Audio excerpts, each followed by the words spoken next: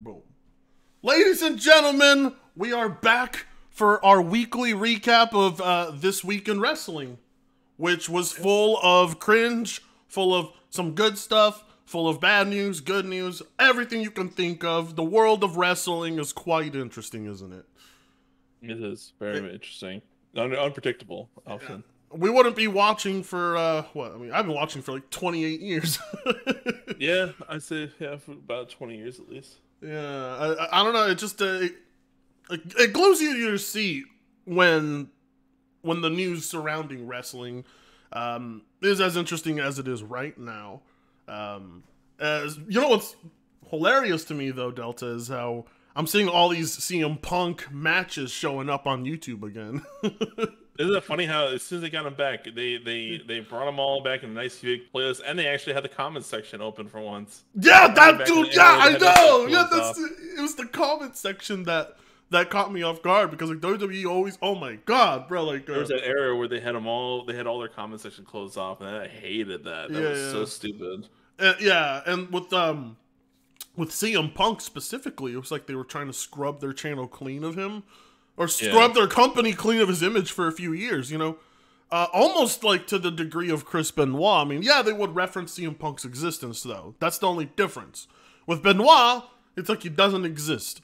With CM Punk, it's like, yeah, that's just the name we don't say, right? But now, like, they're casually saying his name again in that company, and it's just surreal, because, like, for so long, so goddamn long, it was like, that's the name we're not supposed to say. Shh, nobody say anything.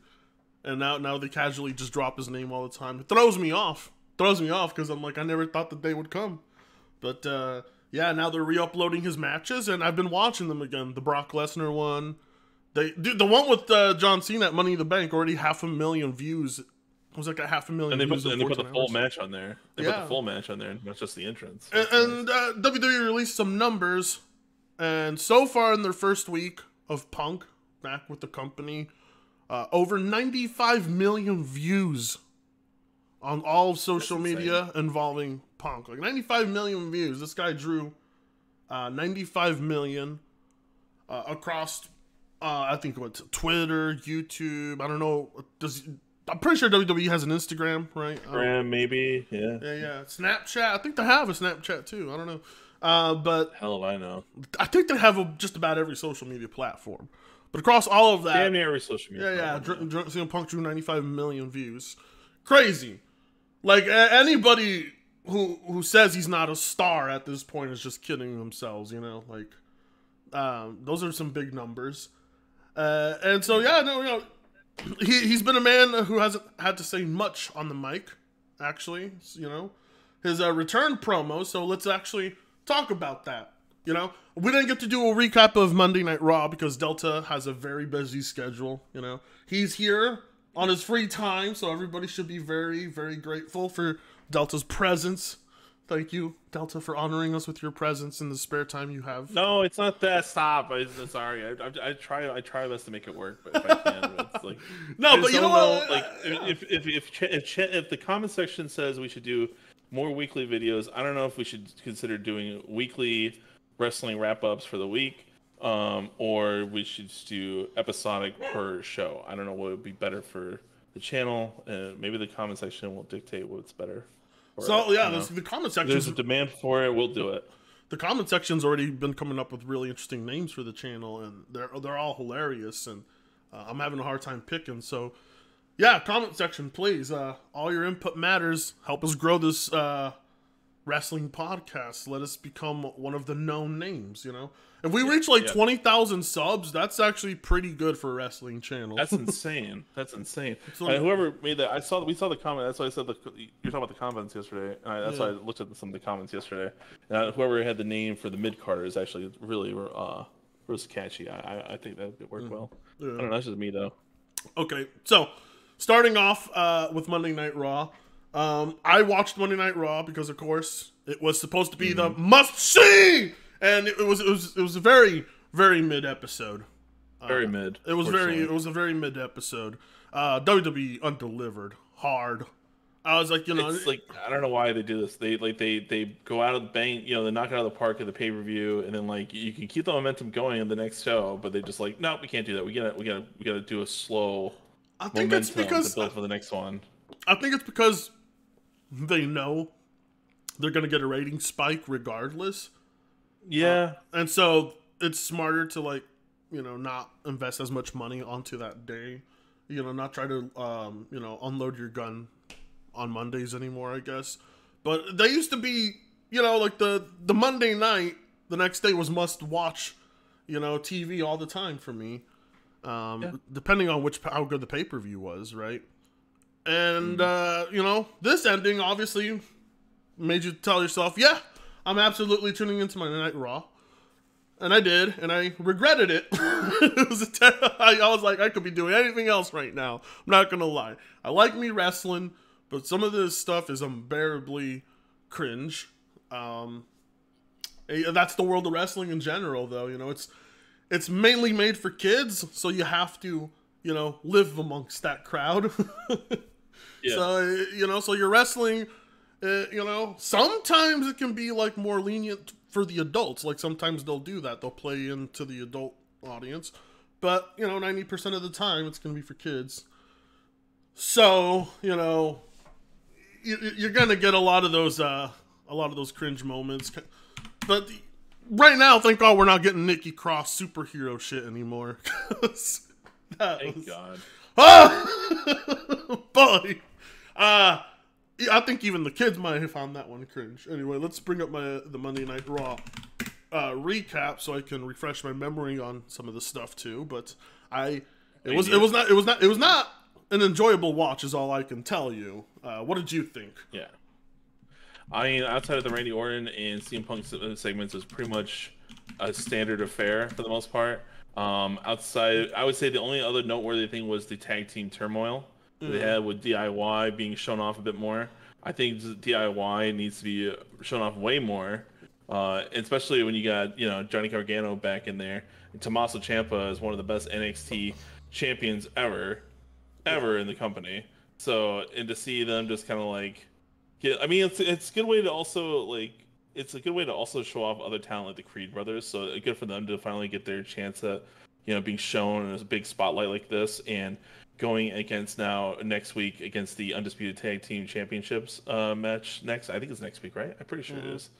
Yeah. All I know is if there was anywhere in the world I would be pinned, I would want to be pinned on the main roster. Is all I'm saying. That's where. I mean, I guess, yeah. Because you make the money there. Yeah. I'd rather be pinned there than to be pinned in front of nobody. Because in wrestling, losses are just as important as wins. In my eyes, because losses build character in wrestling. Depending if it's under Triple H's control, of course, he'll build the character, right? But so let's talk about Raw's opening. Randy Orton came out to kick things off to a huge pop from the crowd. He seemed really happy to be back and posed for some pics with fans as he made his way to the ring. He even stopped and signed a figure for a young fan. Man, which is very un-Randy. That's very off-putting. Yeah, very un-Randy. Like, yeah, I noticed Randy's really friendly on this return. Like, I don't know. It's like him and Brock decided we're just not gonna be heels anymore. Yeah. Him and Brock had an intensity. Remember when Randy used to walk to the ring with this look in his eye that he was he actually wanted to kill someone? Yeah, he was about to Yeah, he always like Randy Orton has like male resting bitch face. Yeah. He has the good male resting bitch face, and he plays into that very well. Like he's just got the perfect face for it. And now he's just happy Randy. I mean, I don't mind happy Randy, but like, goddamn, like letting Jay go. I don't think so. I don't think Randy is actually gonna let Jay go. I think Randy is gonna strike out of nowhere like a viper. As Michael. I just already see it. I already see that they're setting up a moment where he's gonna RKO him either way. Probably deliver a punt to the head. But then he's on SmackDown now, so actually we'll see. Not that they obey the rules of SmackDown and Raw anyway. they're both still on each other's show the next night. So it's exactly. They'll still show up. If LA Knight's going to do it, then Randy Orton easily will be doing it. Yeah. So anyway, yeah, so he said he happily returned when Cody Rhodes called him up, not only because of their friendship, but also because he wanted to be a part of War Games with the son of the man who invented the match, Dusty Rhodes. Orton said he had some unfinished business with the Bloodline, including Jey Uso. That is when Rhea Ripley came out by herself. She said the Judgment Day had taken over WWE. While he has been gone, the Viper seemed unimpressed and said, "Daddy's back." Yeah. The way he delivered it was good. The segment, the segment ended with Orton promising to take out Dominic Mysterio on Monday night. This was, and yeah, that was the opening. It was, I thought it did its Randy justice for Sunday night, and they gave him justice again on on Friday night because his return was overshadowed by CM Punk coming out like 3 seconds later, which but Randy doesn't seem like he takes that personal whatsoever. Only the fans do. So if he doesn't take it personal, then neither should we.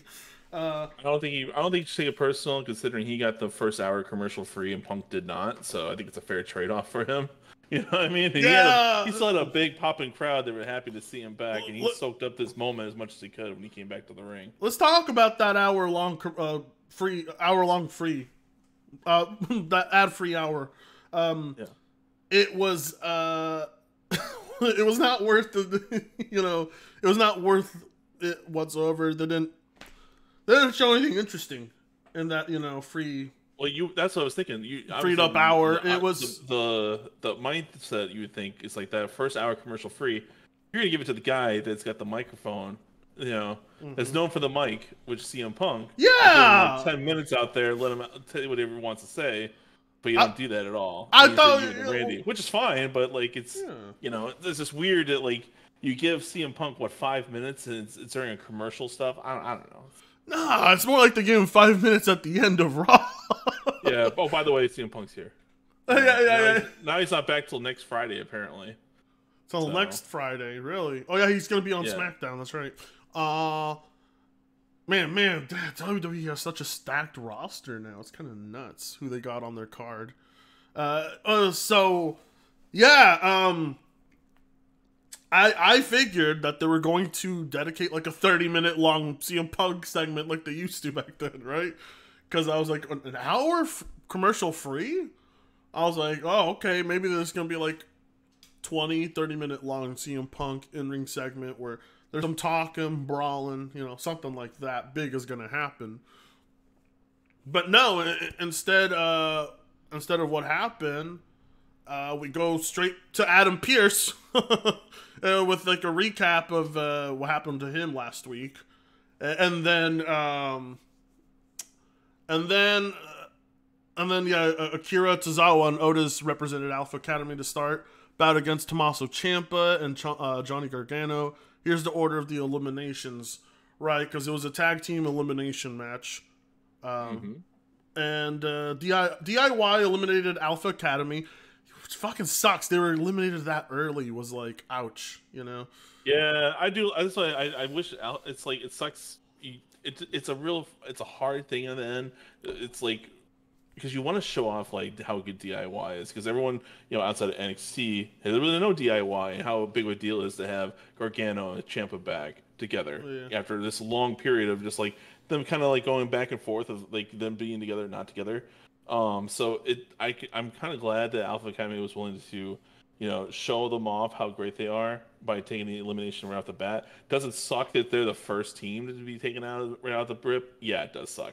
But especially after Indus Sher afterwards, I would have preferred Indus Sher be the first guys right off the rip be eliminated. Personally, I don't care for Indus Sher. That's just me though. Yeah, to eliminate Alpha Academy that soon makes you look good, because Alpha Academy is that good. So yeah, they are. But I would say while DIY was great this match, they were outshined by the Creed brothers. So yeah. So anyway, DIY eliminated Indus Sher. And then the Creed brothers came out and eliminated DIY, and the Creed brothers had one hell of a night. They got over on their first night quite well. Well, is this their first night ever on the company? No, is it? I want to say It has to be at least. For, like, I don't know if they maybe like in dark matches they've showed up before. I don't know. And then they eliminated the New Day. I was so happy about that one. Get them the fuck out of here. The New Day can go back to throwing pancakes, please. Like, get that. No, we're good. I don't know why. Like, I don't know. The New Day is just such an afterthought nowadays. Like, it's crazy how they went from being like the top dude. They were like the top huge, like top merch sellers and everything. I think they are still top merch sellers. I'm sure they are. Yeah. And on top of that, they make millions of dollars on their YouTube channel too, playing video games and stuff. So now they're just kind of like an afterthought, and they just focus on the video it's just the New Day wasn't the same after wasn't the same after the Page tapes leaked. We got a different look at it wasn't. We had a very good. Unfortunately, after Big E unfortunately suffered his neck injury. That was unfortunate. Once Big E went out and like Kofi got basically shoved aside, no longer as the champion anymore. That's they pretty much took a backseat at that point. Really sucks for Big E. Yeah, it sucks. Yeah, it really is what it is. And then the Creed brothers eliminated Imperium, who cannot catch a break. I mean, like, well, Gunter is the shining star, right? I think he's the most like legit looking champ in the roster. Well, on the roster right now. But his two partners just can never win anything. That's another issue I have with Raw, is that like they are so focused on back and forth between like Cody and what was it, Jay and whoever is Sami Zayn. Sami Zayn usually, you're going against the the Judgment Day. Why don't you start building up the freaking Imperium guys and actually making them just as a viable threat? There. Yeah, for real. Gunther, they're not really. There's two goons with Gunther now. Yeah, just you don't feel like they're an opposing threat outside of Gunther, which I really wish that like Raw would just improve on that. So, yeah, because Ludwig Kaiser is very good. He's very good and very charismatic, which sucks. He's very good, very charismatic, and I think he would actually do well as a single star. But agreed. Yeah, I mean, they again. Raw fell to the new talent, and it was good. It was very well done, very well done. The Creed brothers they're gonna get the championship match, and honestly, I think they're actually gonna win it. I think they're actually gonna. We'll see. I think they're actually gonna they're gonna actually beat Judgment Day, and Judgment Day is gonna lose the titles again.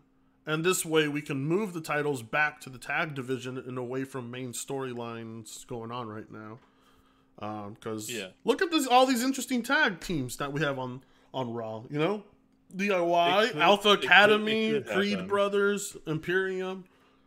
It could happen. It could, because right now, like they're trying to hint at the storyline right now of like, Damian is not really doing a good job as the leader right now, and they're starting to question his leadership. So it could build onto that. They could end up losing the tag titles next because they failed at Survivor Series. Now they can lose the tag titles, and that'll lead to potentially Judgment Day, turning on Damian, and he has to go solo run, cash in his own stuff. So I don't know. It could be little tea leaves here and there, little hints at the eventual breakup between Damian and the Judgment Day. Oh yeah, so. I think we're forgetting that the Judgment Day had two new members for like a night. Yeah, right. They had Drew McIntyre and who's this other guy? The fucking what was that? What's his name? He's like a hobbit, basically. Yeah. It's hilarious. I was like, I don't think Judgment Day needed new members. Drew McIntyre was just temporary. I think he was just for one night. I don't think he's a part of Judgment Day already. They broke it off already. Oh man, I would stay in Judgment Day just so I could keep my eyes on Rhea Ripley all day. Like, the fuck are you doing? All would. Drew McIntyre should have stolen fucking Mommy from Dominic. He had his opportunity easily. He could have shown her his Claymore, but nope. Anyway, so the tag match won by the Creed brothers. It was good. It was a good elimination tag match. It was fun to watch. Then there was a quick segment with R-Truth, where Jelly Roll, some rapper, singer. Yeah, I don't know. I don't know who. I don't know who Jelly Roll they're is. Just making up people. They're making up plants to put in the crowd. Who the hell is this fat motherfucker named Jelly Roll? Yeah, I was like, Never who heard of is him this? before. I was like, who is this fat fuck? You know, and like Jelly Roll, and everyone was Yeah. cheering him on, like they all knew who he was. Like, who's this guy? I don't know, but whatever. They always have standing up for the entire show. But There's no way he's sitting in that chair. But you know, it's an R-Truth moment. You know, where he, per usual, put him with the whatever celebrities in town. Just pair him up with R-Truth per usual. He does great. R-Truth is hilarious. I love him. I would like this man to stay alive as long as possible. Tozawa hit a nice gut buster to Gargano in that match. Oh, this is a notable moment. Sorry, all I want is the recaps. Here we go. Okay, Cody Rhodes declared himself as the first entrant in the Men's Royal Rumble. I mean, nobody's surprised, right? Are you surprised he was going to be in there? I'm not surprised. I really do think he will be one of the first entries in the Royal Rumble. I really do believe that, and I think he's probably either going to win it or he'll get snatched away the last minute, and then he'll have to fight for his chance at the WrestleMania at the Elimination Chamber. Man, I'm going to say is nobody's had a more impressive Royal Rumble appearance than Gunter did. Gunter was amazing. Gunter's Royal Rumble performance was one of the best I've ever seen. He did like a he was like a baby face for that whole match. But yeah, anyway, I think Rhodes is gonna be like early entrant, and I think he's going to be there in the finals as well. But I don't think he's gonna win it this time, unless you think he is. But I don't think he's gonna win it this time. And then yeah, Nakamura came out, and I like this because I'm digging this Nakamura and Rhodes rivalry because Nakamura heel is great. And anyway, yeah, he sneaks up from and does the red mist on Cody Rhodes' face. Yeah, that's that. So, what do you think of heel Nakamura? What do you think of the idea of Rhodes and Nakamura feuding? I do like this heel Nakamura way better than the first run of his heel Nakamura back then. I was. You didn't like Nakamura that Cody Rhodes he was talking about leading up to this moment. You didn't like ball kicking Nakamura? You didn't like when he used to kick people in the balls? Oh, I remember that whole thing. Yeah, that was his whole heel thing. His whole heel thing was kicking people in the balls, specifically AJ. You definitely tell that was a Vince McMahon decision right there. Oh, I got him, Nakamura. Oh, you're gonna kick him in the balls. Oh. Yeah, I bet. Ivar and Reed are two of the biggest guys. WWE. Oh wait. Yeah. So Ivar and Bronson Reed had a match that ended in a brawl that spilled out into the audience. It was great. I loved it. Those two actually had a really good match going, and it just turned into a brawl, and the audience got into it. And it was just two fat dudes fucking each other up. It was great. it was awesome. Yeah, it was awesome. It was impactful too. It was an impactful match, a heavy hitting one, and I wouldn't mind seeing this again. But I would like for these two to have weapons next time. It was yes. It was done well. Honestly, I was invested in the fight. It woke me up from everything else. I was like, oh, okay. I was like, fight. I don't know if you saw that. Yeah, I would agree with that. I would love to have these guys in a cage together and just or throw a bunch of make it a hardcore match and have them fight it out. That'd be amazing. Yeah. Two fat guys just doing you're just two fat dudes. Yeah, just fucking hitting each other like walrus. Their belly to belly hits right there was wild there in Monday. When they jump on top of each other, I'm just like, holy fuck! It's cool to watch two bodies like that collide though, because they're both very athletic men, and they got crazy agility, and they're both impressive for their sizes. So, and honestly, we don't usually see big men collide too often, and it be interesting. I thought this was very interesting. It's kind of like when Braun Strowman and Big Show put on a good match on Raw one time, which blew me away. I was like, wow. I was like, you can have two giants, fight each other, and you can make it work. They just have to do it good. And then I guess. Oh yeah, right. Valhalla was ejected from ringside during this whole bout, which doesn't really matter because it ended in a brawl. Because it ended actually in a double count out. My bad. But yes, it turned into a brawl. No winner. Definitely can't wait to see that again. Anyway, after a backstage segment, Zoe Stark and Nia Jax ended up in a singles match this week. Fucking hell. This it was hilarious, okay? Because Nia Jax came out, right? Yeah. And we go to commercial break, and then we go to a backstage segment immediately after the commercial. That was actually pretty long. And I timed him wait, so was Nia Jax just standing in the ring for 9-8 minutes? Well, watching this on screen or whatever? Because she just comes out and she just, I guess, awkwardly stands in the ring as all these ads and backstage segments are rolling. But anyway, yeah, so her and Stark had a match. And Nia won. Nothing interesting happened. No, worth nobody's time. Get Nia Jax off my screen. I don't want to see her again. She's dangerous. Any involving Nia Jax is immediately piss break time for me. I just she's just dangerous. She hurts talent all the time, and she doesn't have a good attitude about it. She's not sympathetic towards the people she hurts, and that really irritates me. And she's not good at anything.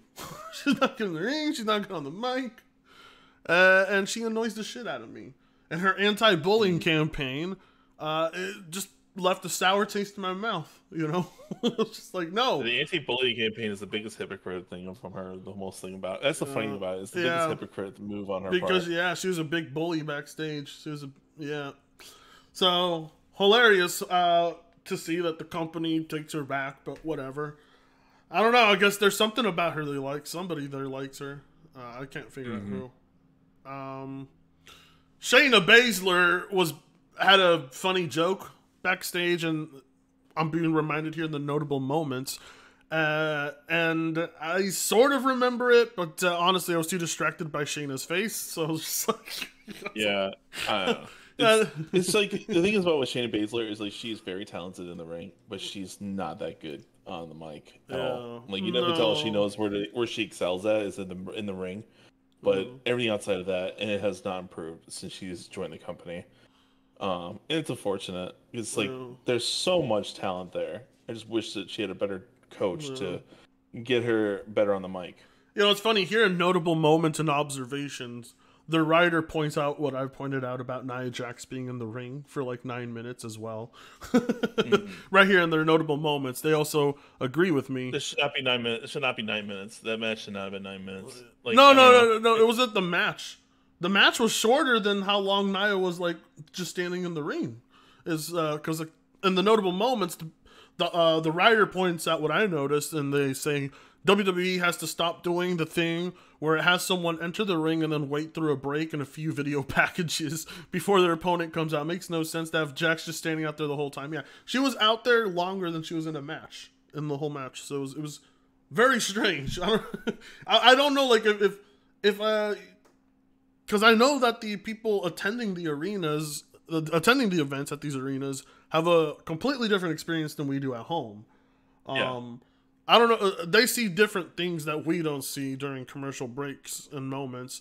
But I guess sometimes they literally, someone's recorded it before on their phone. I've seen it where talent just stands there awkwardly, in the corner of the ring for 9 minutes, waiting for their opponents while all these ads and video packages are running on the big Titron, and they're looking at it, and I'm just this is... If I paid to attend this, I would be so I'm getting ads at a live event that I paid for. What the fuck, But whatever. So yeah, there's your Nia Jax moment of the week. Everybody's very happy to see her. Totally. Seth Rollins, with his woes comes out to give a promo, but he couldn't say much because the crowd started to chant for CM Punk. Honestly, the more I look at it, that whole Seth Rollins outburst that happened at the pay-per-view, I think it is all part of a work. It totally is. Yeah. It's all totally a part of a work, and Seth Rollins is. I think he it seemed real because you don't see WWE stars like fucking swearing in front of kids often, right? Right. Yeah, so it was definitely like one of those rare workings. Like, you're expecting those two to hit each other with stiff shots in their matches, though, is what you're expecting, because I think that might happen either way. I'm sure there will be. There is probably some beef between those two, realistically, but it's not like that severe. But yeah, anyway, the Visionary called Punk a hypocrite and said he didn't want to spend a single second talking about him as he began to discuss who his next challenger would be. And then Drew McIntyre comes marching back to the ring asking for another goddamn title match. It's pathetic, bro. I'm sorry. Like, I don't know why Drew McIntyre's booked this way, where he just loses and then has the audacity to be like, "Let me fight for the title." Are you like, really? You lose all the time, Drew. Like, Drew's not been on a good run as he's not had a good winning streak as a heel, is all I'm gonna say. Anyway, he asks for a title match, I believe, and Rollins says he's defending it against Jay, which pisses off Drew, and then Drew, like a fucking retard, headbutts Rollins, but he actually accidentally headbutted the belt, and it busted him open. Did you see that? Yeah, I did. It's like the thing is with Drew, it's like I like his arc so far, in terms of like I can understand his reasoning why he is now. Does it come off sometimes, so especially towards like anyone outside the bloodline, they have nothing to do with it. Like, I don't know, it's like it's kind of weird to act that way and feel like you're entitled to a title shot. Yeah, the entitled. Yeah, I guess that's supposed to be the heel thing on his end, is that he's acting entitled. Maybe that's how he's playing his heel out, and it's working because I'm annoyed about him. Because I'm like, I guess so. Yeah, I guess he's played very well into it if he's playing into that heel aspect. Because I'm annoyed. I'm like, Drew, you want to ask? Really? Shut the fuck up. So, he headbutts him, but it was supposed to look like he headbutted Rollins in the head, but like Drew's head hit the belt if you zoom in. And then, he just had a big gash on his forehead, just dripping blood, and then he walks backstage and he leaves. Chelsea Green and then Piper had a tag team title defense. They defended the belts. I guess these are the women's champions. I don't pay attention to women's wrestling. I'll be real with you. Nobody pays attention to the tag team women's division. I didn't know. I forget that they have women's tag titles. I really do forget. I don't know who Chelsea Green and Piper are. Natalia came out. Now that had me. I'm like, woohoo! Yeah, Natalia. Yeah. I've had a crush on Natalia since 2008. She's great. I think everyone's had a crush on Natalia. Like, God, Natalia just like I was like, oh God, I thought she was cute. On her like debut with the Hart Foundation, or no, Hart Dynasty, sorry, with Tyson Kidd and I forgot the other guy's name, but she's been cute forever. Anyway, they Piper and Chelsea defeated Natalia and Tegan, but does anybody care about this match? I don't. No, I don't. I did not pay attention to it at all. I was just like, okay, well, I don't know who this is for, but there you go. It was just thrown in there near the end. Its placement was really strange. Anyway, then there was Dominic Mysterio versus Randy Orton, which was the main event. Are you fucking kidding me? Like, I like these two guys, but this was the main event. Whatever. I guess it was supposed to be satisfying to see Randy do a beatdown of Dominic, but everybody wants to see Randy do a beatdown of Bloodline. not yeah, because that's who hurt him, you know. So we want to see him get his revenge. We don't want to see him like, you know, fighting Judgment Day, who really didn't do anything. I mean, like, you know, like it's basically like a welcome home sparring match for him, and what better person to take it out on than Dominic Mysterio? So, and you know, that's the thing. So you have to have the Bloodline on SmackDown right now, so which is why it's going to be pushing to that after last night. So I mean, it's whatever. It's no big deal. It's just a reintroduction match for a lot of fans that have been waiting for Randy, and gives them a spotlight for him to like show off to the crowd again that he's back. You know, without having to share the spotlight with anyone else. So it works. It works that way. You know, Randy is showing off there, like, you know, that he hasn't skipped a beat since it's been gone. So yeah. I mean, yeah, I was surprised to see Dominic get any offense, but Randy sold for the kids, so you know. Yeah, but yeah, obviously Randy won. And then of course, finally CM Punk came out. So it was very strange placement of matches, right? There was a women's tag match, and then Randy versus Dominic, and then CM Punk gets like what, 5-6 minutes out there. Anyway, the first thing Punk says is, "It looks like hell froze over." He made a quick hockey joke to get a laugh before saying he was feeling more like himself again. He said he has changed and that he is finally home, which got a big CM Punk chant going. He thanked the crowd for never forgetting him, even when he wanted to forget himself. He said his wife and former WWE wrestler AJ Lee is doing well, and sends her regards, and that he has welcomed back. He was welcomed back with open arms by almost everybody. All in all, this was a pretty tame promo, but I mean, that was it. Yeah, that was basically it. And then he said, "I'm not here to make friends. I'm not." Yeah, he said, "I'm not here to make friends. I'm here to make money," is what he said, right? Yep. And that was like, that's the quote everybody's been running with on Twitter, on social media, you know. And it's funny because like the people they took that and they've been memeing with it because I was watching CM Punk versus Brock Lesnar since WWE re-uploaded it, and like the top comments like, "I'm not here to make friends. I'm here to watch CM Punk matches." And so, yeah, that was Raw. That was Raw. It was not that good at all, to be honest with you.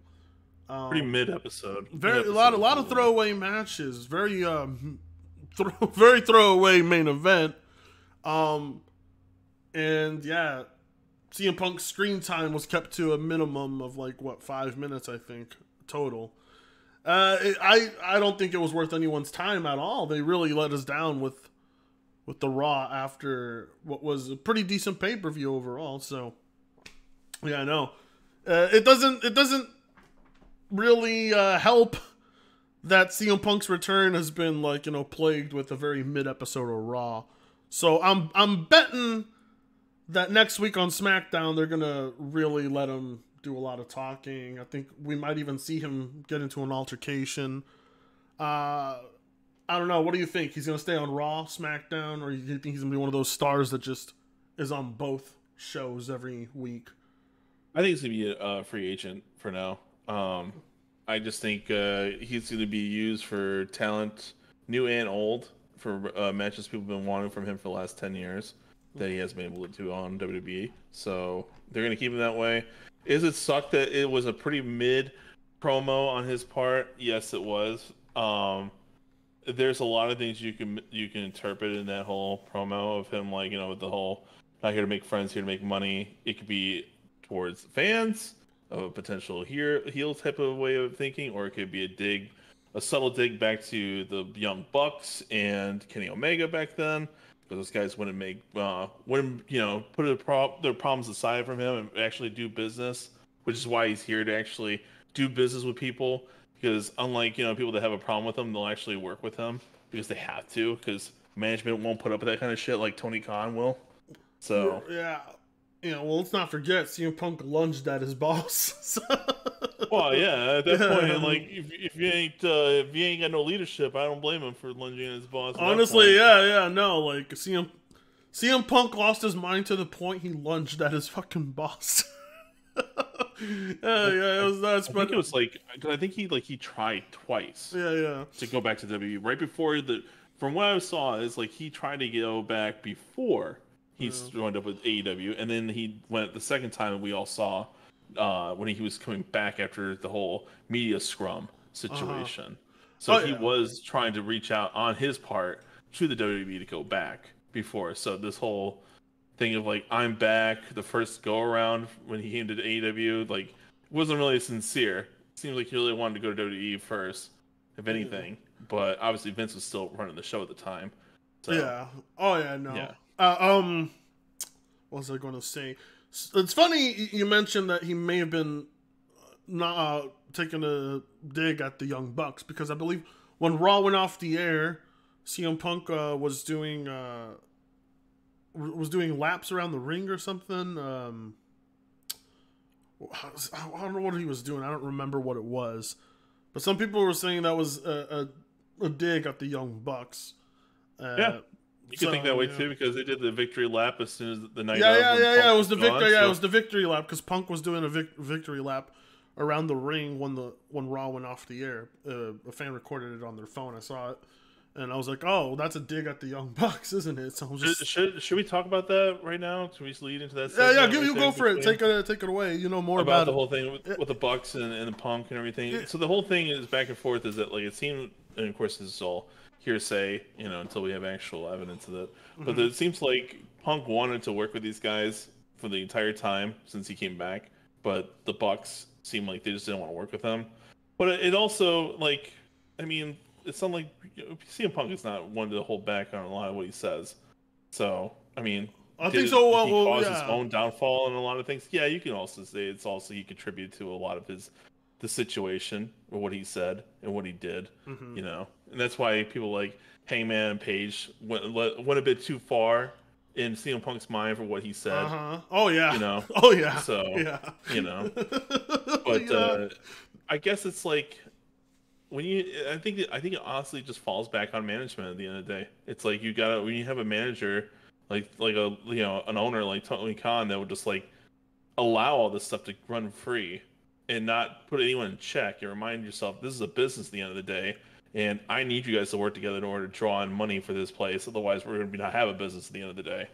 And if you're not Like, willing to work with people, then sorry, you're out of here. Like, and I don't want the AEW to go away at all. But you definitely tell though the product is suffering in the United States at least. Like I know, like Wembley did fantastic business for them, oh yeah. but it's but outside in the United States, Nobody wants to like see it. Like yeah. nobody wants to see it. You're seeing all these photos of the empty crowds, Yeah, the it empty sucks, arenas, dude. That image of Edge looking at the hard cam side, and it's just an entire empty half of the arena. And it's like And that's every week. funny, and the excuses I hear from these fucking AEW not fans, fanboys, sorry.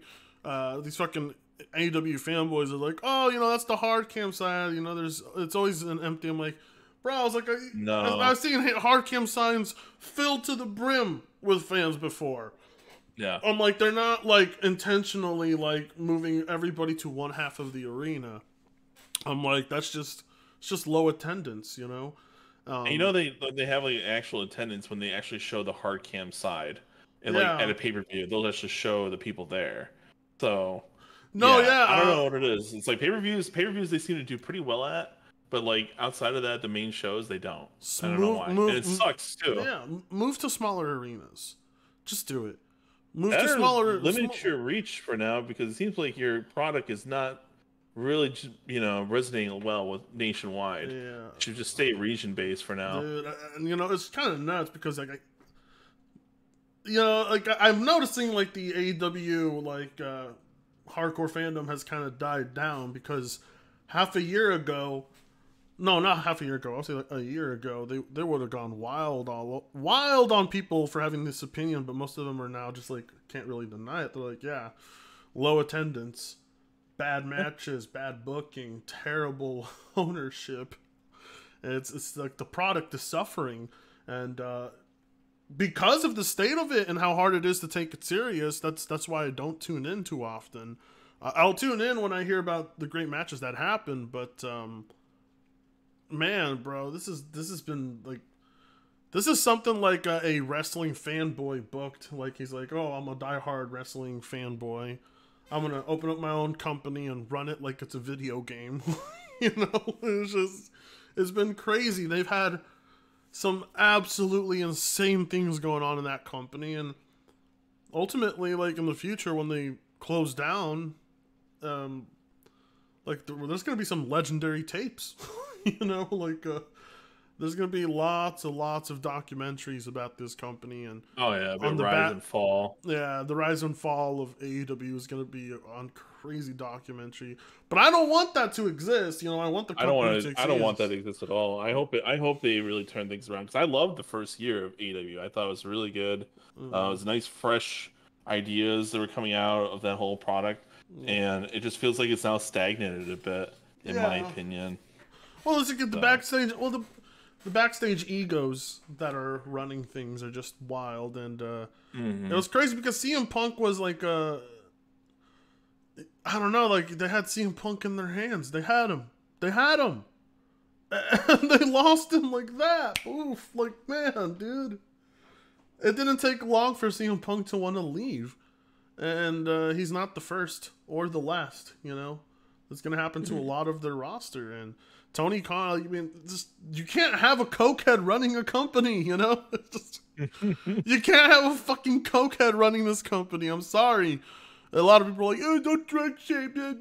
Bro, I abuse and use 24/7, you know? And I'm telling you, you can't have a cokehead running your fucking wrestling promotion. He can fund it. Go ahead. Like, Tony's only purpose should be to serve as the money bag.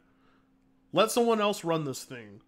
Like, goddamn, the egos at play here are wild, and Tony just, I don't know, like, I guess Tony wants to play into you hating him, but even though the world hates him, they still don't want to go see his shows to hate him. You know what I mean? And that's bad. You know, people hated Vince McMahon so much that they were willing to pay to go tell him you suck, right? You know, people were paying money to attend Raw to tell Vince McMahon he's a piece of shit and to fuck off, you know? Tony Khan is like, people hate him so much that they're like, I'm not going to pay to say you suck. So, I'm going to stay at home. And it's crazy because who he's had on that roster, you would have figured this company would have had a good fan. I mean, they have fucking Daniel Bryan in that company, man. Daniel Bryan rotting away. Like Chris Jericho is old. Chris Jericho. He still pull off a great match. Chris Jericho, fucking Daniel Bryan, just withering away. They got. I was just saying, like they got great guys there. The Bucks are talented. The Omega is talented. Will Ospreay just got signed, so he's very talented. And he's got a bright future ahead of him. MJF is like, to me, will eventually go to WWE, but like he is one of the youngest generational talents that they have currently out there right now. So like they have a young, great list of people there. It's unfortunately just not checked by management to tell them you need to work together to make business because I'm tired of this. It needs to. I don't know how you can run that big of a company with that much staff and not have people put in check. Well, here's the problem. Point. The problem is this company tried to start out big. That's the problem. They tried to fill in shoes they couldn't fit in, right? Like, you know, like they're like, you know, they have their big boy shoes and they can't fucking fit in them because they never grew anything organically at all to begin with. Sucks to say, you know, a lot of people don't like to hear that, but it's like, hey, we're this new wrestling promotion. The first thing we're gonna do is try to run exactly how WWE does. I'm like, do you know how long WWE took to get where they're at right now? Like, that's not something you just form overnight, bro. You know. Another thing too, like that's the thing I hate about AEW is that they really do thrive a lot about like making digs at like WWE and like that got so old. That got old. I'm like, so you need fast. to stop doing this. You need to like still confine yourself into your own area and your own universe away from WWE. You should not rely on other companies to make digs in order to get a cheap pop, all the time. It gets annoying. It gets old. It gets stale quick. Oh yeah. It's just. It sucks. It's I feel like though like the thing is between the difference between Vince McMahon and Tony Khan is that like Vince McMahon played a character and he played up that character. Like yeah, you may have hated him for what he is, but he came out there, he ate up like the crowd in terms of like being the villain that he is. Tony Khan is just hated for due to incompetency. That's the unfortunate. The thing is, Vince McMahon is a real life villain. Tony Khan's just a Really fucking is. stupid frat boy on coke. You know, like that's the difference. Like Vince McMahon actually is a villain, and it works. Tony Khan is not a villain. He's just an idiot. He's just stupid. Especially And, like 90s, 2000s, Vince McMahon. Oh my god, that dude was an animal. so yeah, no, these empty arena images are they're pain to see. Like they bring pain to me. I'm just like, oof. Meanwhile, you look at WWE and it's like like the attendance. I mean, record-breaking sales. Yeah, WWE is actually reporting lower attendance, but like it's like small percentages lost over years, right? Not like not big gaps. Like AEW attendance is just wow, like cut in half. I think must have been cut in half by now at these events. Like you said, they sold out Wembley, so I mean, they sold out Wembley with the very very like mid card too, which was wild. So wrestling is, and I mean, what that tells me is wrestling is in high demand elsewhere than the United States. I think WWE just dominates the wrestling market here. That's just what it is. But AEW may have a chance in the European market if they promote more over there. But WWE has I think WWE is recognizing that too. That's why you're seeing like at least 6 pay-per-views are planned next year overseas now because of it. They're starting to recognize that there's a big, huge crowd outside of the United States that they should start focusing on that, which I'm all for. It's very interesting because it's like I'm like wow, I was like wrestling has still to this day has ways to expand and grow, and it's just like it's been a very heavy Western thing, right? Other than Japan, it's a very Western heavy. Carny gimmick thing, whatever. Like I would say it's like a performance, right? Obviously, and now that they're expanding in other markets, it's like you see the demand there's even crazier than it is here. I guess what that tells me is like we're gonna have like WWE centers in Latin America. We're gonna have fucking WWE centers, and we already have some in the UK. So. Yeah. So yeah, no, they're really expanding globally, and AEW, meanwhile, just can't even really sell out in the United States. So the gap is too big. They need to seriously reconsider what their plans are going forward, because like if they're planning to continue to try and promote themselves like they're a big company like WWE and they can't fill arenas, that kills fan hype. Fans, like, when they see, like, low attendance, like, oh, nobody likes this, it's dying, I'm leaving. That happens, it happens with video games, it happens with whatever is popular at the time. People see, like, popularity is being lost on something, they don't want to watch it anymore, so. Honestly, get somebody to actually be running the creative department. Tony should probably not show up on camera at all. Tony should just rarely show up on camera. I don't. He makes me cringe, man. Every time I see him, he just makes me fucking cringe. Like something about him just kind of reminds me of Hassan Piker too. I'm just like, I don't know. He just reminds me of Hassan Piker. There's something about him, something about him. Anyway, the thing is too, like in terms of like story and stuff, like I really don't think there's anything noteworthy story stuff that's going on in AEW outside of who's the devil for the MJF and Adam Cole storyline right now. That's like the only big noteworthy thing right now at the moment. Yeah. So like as far as I know, like comment section, and when you guys hear this part, please by all means prove me wrong and show me like any big noteworthy storylines are going on at the moment. I think like outside of that and Swerve Strickland was like another big one for Adam Page. Hangman Adam Page. That match was amazing. The AEW does deliver great matches.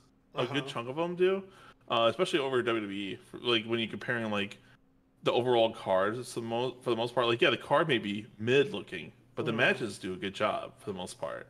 Yeah. It's just I wish the story department that is severely lacking for the most part, would improve on over AEW. So, yeah, we'll have to dive more into AEW eventually. But it is a good Yeah, way to give our thoughts and opinions on the current state of the product right now. yeah. So I need to admittedly give it more of a fair chance, and like watch the pay-per-views and the product consistently more often. But sometimes it is kind of hard to stay tuned in.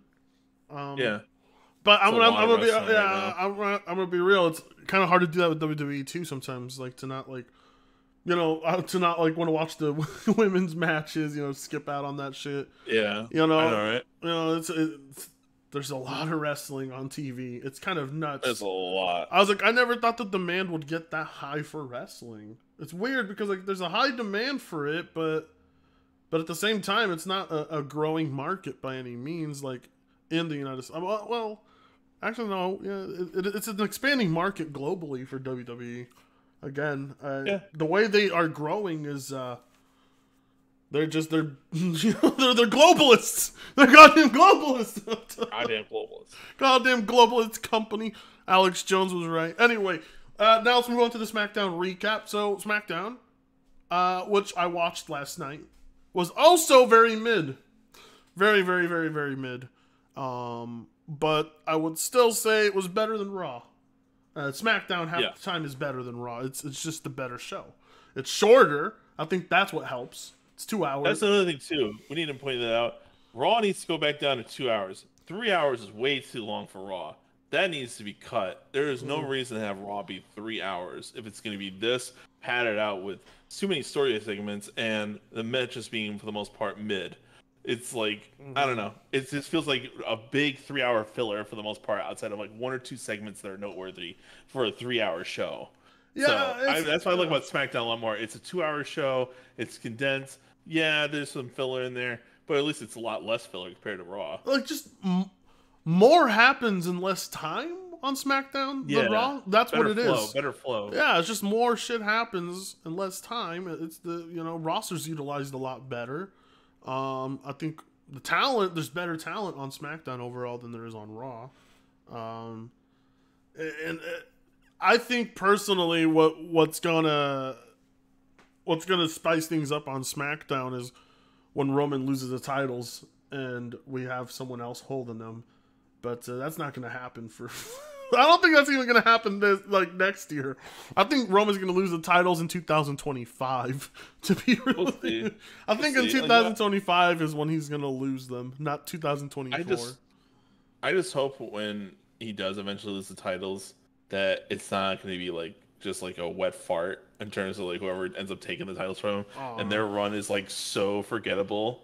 And no one's gonna remember what followed up after Roman losing those belts after such a long reign.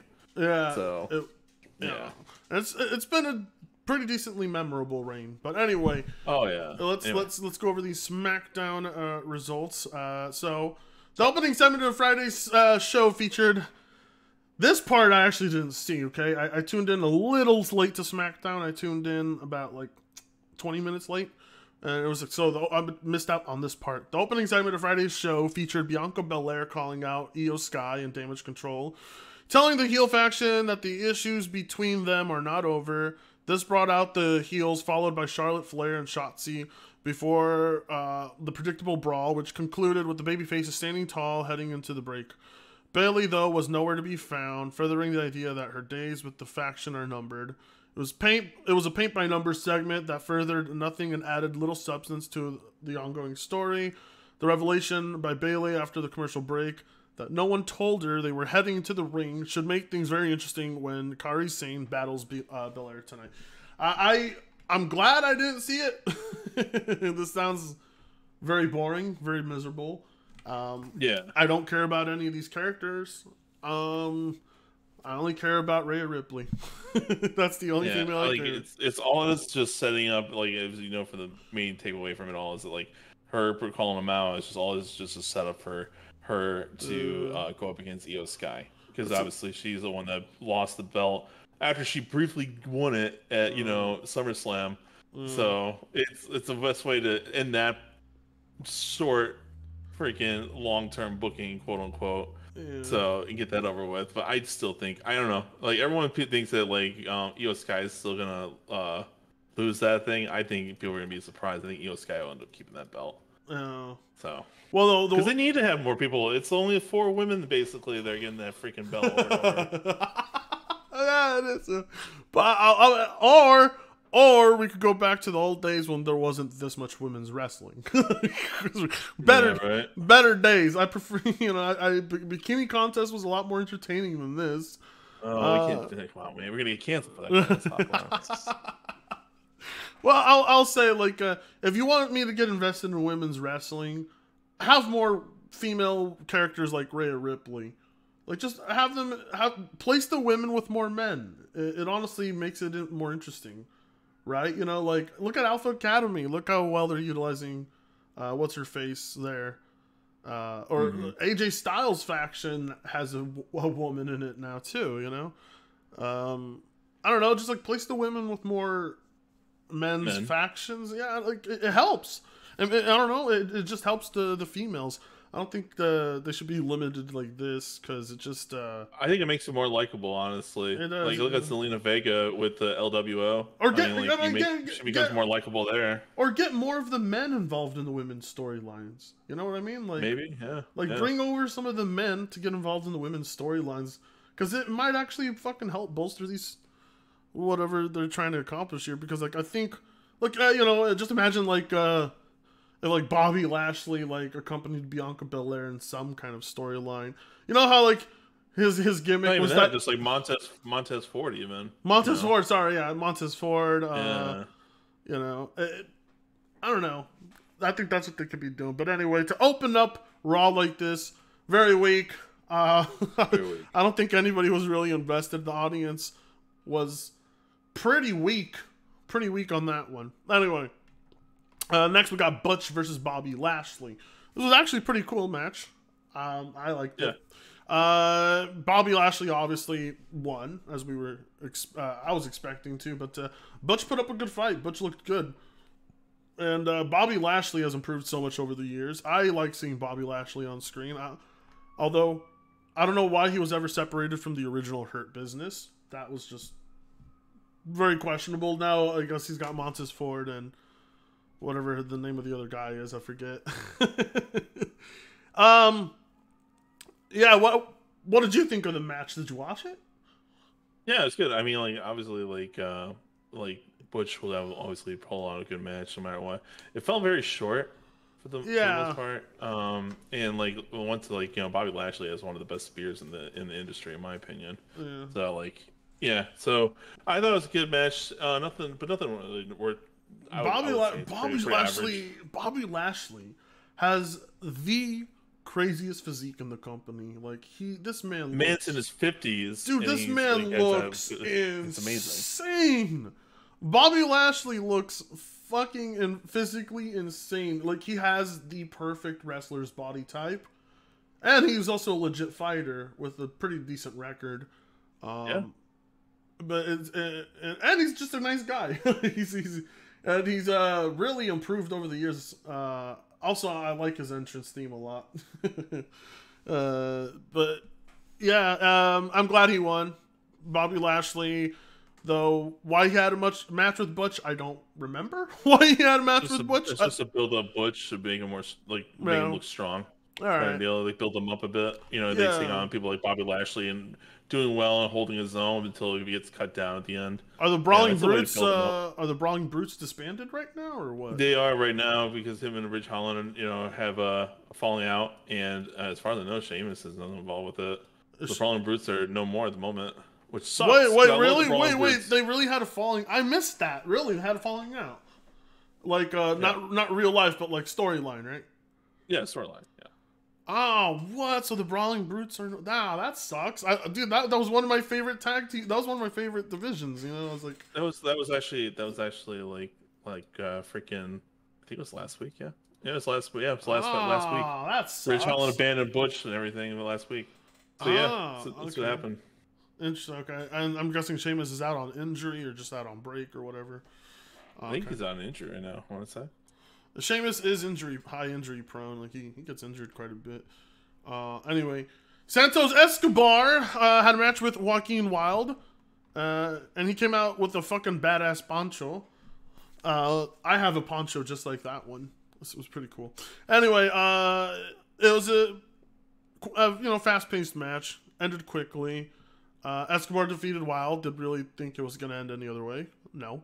And I like the build-up of Santos Escobar as a heel because Santos Escobar has been fucked over too hard, and he deserves more, right? But he turned on Rey Mysterio. He turned on the LWO. He is his own man now. I think he could use a valet of some sort. So like, who is it that's who's the female that's with LWO? It's Selena Vega. Selena Vega. There we go. But I think she should turn on LWO as well and join Escobar. So he's not completely alone because he is a little. I think Escobar should have his own faction. Honestly, I think if he had his own faction going up against the LWO, I think it'd be very interesting to have that. In my opinion, I think he's very charismatic for what he does. If anything, it annoys me is like they keep focusing on him and Dragon Lee throughout after Survivor Series. Where is Carlito and all that? Why is Carlito not focused? Because he's the one that called him out. And shouldn't that be the main focus now rather than Dragon Lee? I don't know. They already killed the Carlito's return for me by changing his theme song. I don't know why. I know, but still, it's like if you're gonna have him call out Escobar and say like, yeah you let the brass knucks, shouldn't he be the focus of the conflict right now? Reason why the falling out happens because he called it out. So I don't know. Having Dragon Lee, especially Dragon Lee, like there's no charisma there. He's talented, but there's no charisma there. Carlito doesn't think you're cool. Carlito thinks you're a punk. Yeah, well, that was that. Very forgettable match. No one's going to be talking about it, obviously. And then, that's right. Adam Pearce and Nick Aldis had teasing a bidding war for Randy Orton. I thought this was entertaining part of SmackDown. I like this little very entertaining. I like Nick Aldis. Yeah, I like Nick Aldis. Like we were talking about this before we hit record, and I was like, for me, it's so like bizarre to see Nick Aldis as a manager, but he fits the role pretty well. Adam Pearce and Nick having like their back and forth about who gets Randy Orton was entertaining. I liked that. Yeah, like you said, no Carlito this week was a bummer. I was like, where is Carlito? I would have liked to have seen him there, but you think Carlito is going to be let go of as soon as they got him, like that fast, or do you think? I don't think so. I hope not, because like he's good. He's good on the mic. He's good in the ring, and his physique changed so much. Yeah, he looks so different now. Anyway, so Logan Paul comes out, and this was great. I liked this part. Okay, Logan Paul is a great natural heel. Like Logan Paul is a natural at wrestling because Logan Paul he was born for this kind of shit. He sells people what's it called? Something tickets. He sells them well he sells people on Logan Paul is a draw overall. Well, he's a draw. He's a talent. He's very charismatic on the mic. He knows what people are looking for. He knows how to get a cheap pop from the fans and a reaction when he's trying to piss someone off. So yeah, well, he's a big draw. He's a big draw, but he's also really good at convincing people on things. You just want to hate him, right? You want to hate him, but he's good at what he does. He's good at what he does, and I thought the whole in-ring segment was great. So he returned to SmackDown. As many people seem to forget, he is the United States champion. He beat Rey Mysterio for that belt. Some people are forgetting. I almost forgot. And so he wasted a little time revealing that there will be a tournament to determine his next challenger. Damn, I wish this person would have recapped what Logan Paul said on the mic, but I thought he did great on the mic. Kevin Owens interrupted, followed by Grayson Waller, and then Kevin Owens punches Grayson Waller. No, he punches fucking fucking, what's his name? Austin Theory. He punches Austin Theory. And then there's a Grayson Waller and Kevin Owens match, and then Owens beats Waller. I'm thinking who's going to win that tournament for a chance at the belt. I think it's going to be Owens. I think we're going to actually get Kevin Owens versus Logan Paul. That'll be pretty good. Does make you wonder that, because right now they're I mean, storyline, but like they're saying like Kevin Owens got an injury due to after the match. Really? But it could be story-related injury. You know, he could be just taking a break. He could be out of the tournament and be returning for the Royal Rumble before we know. So who knows how things will go? I mean, obviously Kevin Owens would be the most logical choice to go against Logan Paul out of that entire group of people. I mean, it's like, who's it going to be? Fucking Karrion Kross? I mean, come on, let's be real here. It's almost like that United States belt put a little more confidence on Logan Paul, because he is, like if you compare it, right? Compare this to a year ago. He was a little iffy on the mic, you know, looked a little nervous and stuff, right? Compared to now, this was actually very well. Like, I think like that belt was like, just it makes him look a lot more confident, makes him look a lot more credible, and I don't mind seeing him win a belt. I don't mind seeing him get wins over some people on the roster. He is good.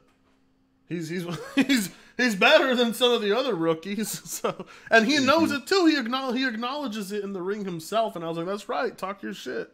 I like that. I really like that. I like how he's like, you know, I'm better than some of the people backstage, and I've only been doing this for a few years. I'm like, you're right.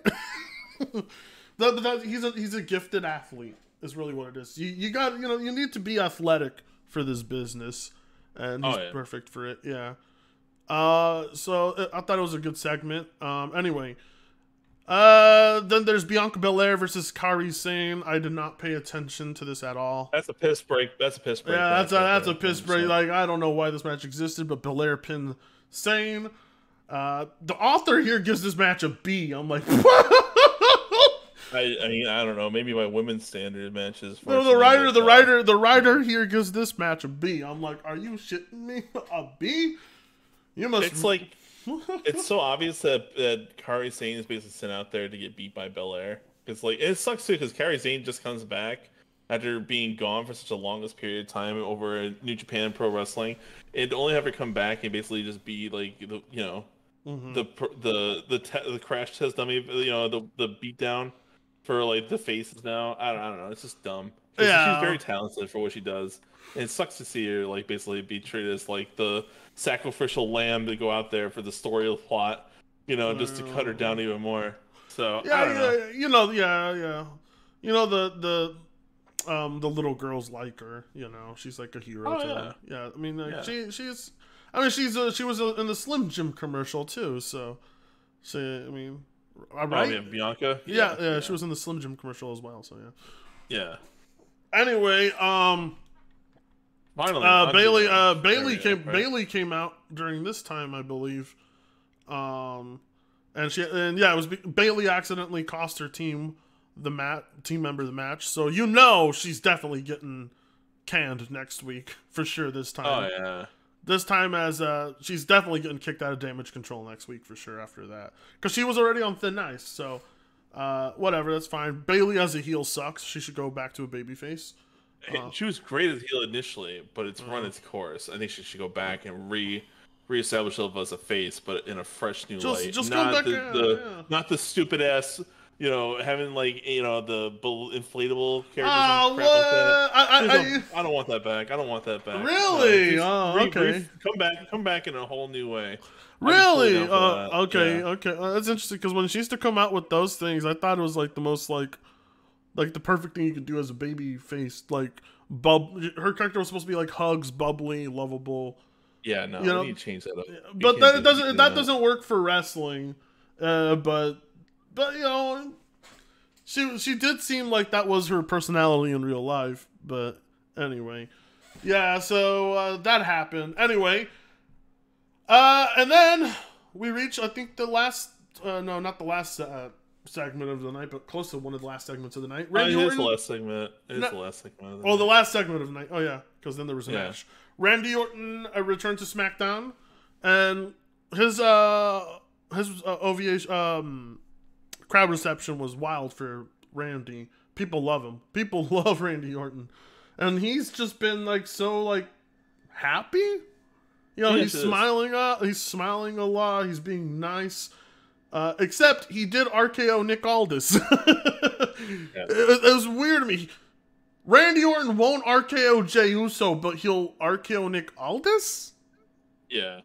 Does that make sense to anybody? Let me ask you this: Does it feel like it's Stone Cold Steve Austin? He's doing a Stone Cold Steve Austin run as the face right now. That was very Stone Cold. Like there's so many things from Stone Cold Steve Austin. They're being reintroduced basically with Randy Orton as the face now. Yeah, there's so many things that remind me of that. Because here's the thing, right? So anyway, let's recap the segment real quick. So Randy Orton returned to SmackDown. He was faced whether he was going to sign the contract for the blue brand or the red brand. After getting his hands on Solo Sikoa and Jimmy, because they came out, and then LA Knight came out to save him from the beatdown. That was just the only thing LA Knight did that whole night.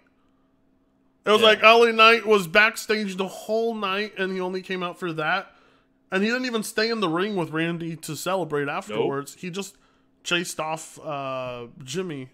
Solo. Very random usage of LA Knight. I was guess it was just to make people feel like they got their money's worth. Like, okay, I got to see LA Knight for like 5 seconds. He came out. It was a very strange booking. Makes no sense, but whatever. I mean, at least we got to see LA Knight and see that he's still over. People haven't forgotten he exists after losing, so that's good. Then Randy does his, beats Jimmy's ass. He then fucking signs SmackDown and throws the Raw contract. So it's official. Randy is now a member of SmackDown. Even though we both know we'll still see him on Raw from time to time, because they don't even obey those rules. No, they don't. And I thought the segment was done well. It was just quick and to the point. Then the funny part is when Nick Aldis enters the ring and raises Randy's hand. I knew he was gonna get RKO'd. I knew, because I was like, when he raised his hand in the center of the ring, I'm like, Randy's going to RKO him, isn't he? He's like, oh, yep, yeah, there you go. He RKOs Nick Aldis. So he RKOs the manager. That was a very Stone Cold-like thing, like you said. But he, delivering the RKO to Nick Aldis, though, who obviously isn't a bad guy or a good guy. He's just a manager. It was weird to me, because Randy, in character, will do that to Nick Aldis, but he won't do that to Jey. Because Sami Zayn told him not to, because Cody Rhodes told him to forgive and forget. That's not the Randy I know. I don't know. In character, it doesn't work for me. I'm like, okay, whatever. It's like, he couldn't even just give Jey one. Come on, Jey deserved one RKO, didn't he? Just one. One RKO. He only did the DDT on him. Yeah. No, yeah. No, I'm talking about Jey on SmackDown. Or no, SmackDown. On Raw. Sorry, Jey on Raw. I got confused with Jimmy with Jey. Sorry. My bad. Yeah, no. You know how he wouldn't RKO Jey on Raw, coming back. Yeah, he wouldn't do it because he wouldn't do that. He forgave him. He forgave him. Or bloodline. Yeah, he forgave him or some shit, and but then he'll RKO Nick Aldis. It's just stupid. That makes no sense. That's what I'm saying. It feels like Stone Cold Steve Austin being regurgitated back to us with him as a face now. Yeah. So whatever. Whatever. Well, Randy doesn't make sense to me, but it'll work. Randy's back. Randy's back, and that's good because, put him up against the new upcoming talent, and he'll get them over. That's good. Anyway, and then the last match of the night was Kevin Owens. That was it. That was that was the end of it. You're right. Wow, that was a very mid SmackDown. Holy shit! Yeah, it's overall, it's that was so mid down version of Raw, basically, for the most part. That was not good. Yeah, actually, I would put that below mid. That was not good. Both episodes were not good this week. I mean, it was very, very, very weak. Very weak. Outside of the story with Randy and the tag team turmoil from Raw, and Logan Paul having the tournament is a pretty mid for the most part. So, I'll say the writers to these recaps are a lot more generous on the matches than I would ever be. I agree. They are so fucking generous with the women's matches. Like, they sometimes give them A's for their segments. I'm like, are you what? I was like, you know, but whoever does these recaps, whatever, that's your opinion. But thank you for at least doing recaps for us to bring up every day to go over. Because sometimes you forget what happens on these shows. Because like I need to get into the habit of writing down notes when I see shit like this. But anyway, this leads us into the build-up for Royal Rumble, because there is no pay-per-view till February, right? Is what I heard. No, to the end of January. The end of January, and it's gonna be in Tampa Bay, so that'll be. Tampa Bay. Fuck, dude. Yep. I might get tickets, man. Well, you better get them now because they're gonna be selling out quick, I imagine. Damn, bro. All the four pillar pay-per-views always sell out quick. If the first day, it's like say like the whole thing about it, like we're kind of are at the impromptu, unfortunately, for people that are listening to this. We will try to be more tighter on our stuff going forward on a lot more things. So right, yeah. So no, thank you so much for recording another episode with me. I need to get to work on making those wrestling videos as well, because I want to do more than long form recaps and stuff like this. People like to listen to these, surprisingly. I was surprised with the people messaging me telling me thanks, because they like wrestling. There's a sizable chunk of my viewers who like wrestling. And there's a sizable chunk that think it's gay, which is just as valid. So, yeah, fair enough on their part. We do appreciate the input everyone's giving to us right now. All right, well, we will be tuning in next week for another recap of this week in wrestling. So be sure to I guess Saturdays are actually pretty good. So we can do far, either Saturday, Sunday. We'll check it. We'll try to make it sometime around the weekend. Either Saturday, or Sunday. We'll try to make it work. All right. So. All right, Delta. Well, got anything to tell anybody before we leave? Right now, it's like again, thank you guys for listening to this thing from start to finish, making it all the way here. We do appreciate the feedback you guys are giving to us, and we do take it to heart, and we will try to improve over time and make this much a tighter show itself. I mean, this is the early bits. Obviously, there's going to be some impromptu, some mishaps here and there, but we plan on making this tighter as time goes on. It's gonna. I think it's gonna get a lot more professional over time with the comments from the audience helping. Every bit of criticism helps, even the ones with insults. So thank you. I'm hoping eventually we could make sure a weekly, like stream if possible. Sometime if we can make it work. Yeah, hopefully that'd be nice. Keep in mind, these are like the only shows where I contain my voice, because I try to be cordial for shit like this, because when you're covering wrestling, you want to make sure that you're recapping everything in your head right, and that you're not mixing up what happened and confusing your audience, because a good chunk of them may have not actually watched a lot of segments, which is very common for people who watch wrestling, because it's something you tune in and out of sometimes when you're watching it, because, you know why. It can get so mid and boring at times. Yeah, it can get so mid and boring. Sometimes you want to get up and just turn off the TV and just be like, fuck this shit, But, Anyway, if you can put up with that, then you can put up with listening to us. So anyway, have yourselves a good one. And we'll see you guys in the next episode. Bye-bye. Bye-bye.